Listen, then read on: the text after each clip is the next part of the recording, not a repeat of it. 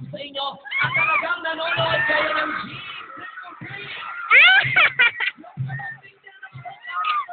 alam nyo ang pangalan. Okay. Simulan na natin ang pamimigay.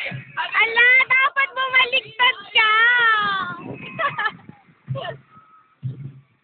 Okay. Baligtad ka din! Ang pangalan ko. Hindi kaya. My only radio for life. Kailangan positive! Dito sa gilid! Kailangan malakas ang sigawan!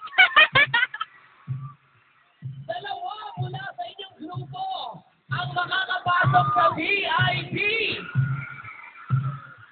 Sandaling katahimikan. Ang tanong,